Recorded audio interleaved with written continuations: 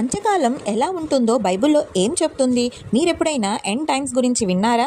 సినిమాల్లో, సోషల్ మీడియాలో చాలామంది వరల్డ్ ఎండ్ అవుతుంది, జాంబీస్ వస్తారు, ఏలియన్స్ వస్తారు అని చెప్తుంటారు. కానీ నిజంగా బైబిల్ ఏం చెప్తుంది? ఈరోజు మనం అంత్యకాలం గురించి బైబిల్ చెప్పిన రియల్ క్లారిటీని సింపుల్గా తెలుసుకుందాం. ఒకటి, యుద్ధాలు, కల్లోలాలు వస్తాయి. మత్తయి సువార్త 24లో యేసు చెబుతాడు, జాతి జాతితో, రాజ్యం రాజ్యంతో యుద్ధం చేస్తుంది. నేటి ఉదాహరణలో చూస్తే మీరు న్యూస్ ఆన్ చేస్తే ఎక్కడో యుద్ధం, టెర్రరిజం, ఆర్థిక సమస్యలు చూస్తున్నారు. ఇది అంత్యకాలానికి ఒక సంకేతం.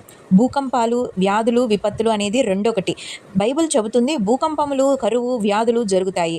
ఉదాహరణకు కోవిడ్-19 మనకు ఒక చిన్న ఉదాహరణ. ఒక వైరస్ ఎంత వరల్డ్ను షేక్ చేసింది చూసాం.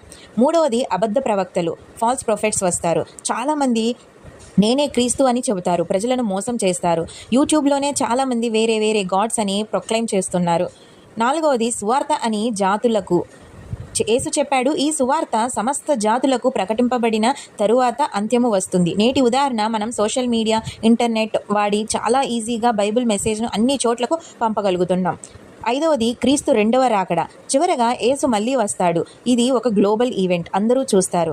ఒక వైరల్ వీడియోలా ఒక్కసారిగా వరల్డ్ మొత్తానికి తెలిసినట్టుగా ఆయన రాకడను కూడా అందరూ ఒకేసారి చూస్తారు. అందుకే బైబిల్ చెబుతున్న అంత్యకాలం అంటే భయం కాదు, అది ఒక హెచ్చరిక, ఒక అలర్ట్. మనం సిద్ధంగా ఉండాలని చెప్పే మెసేజ్.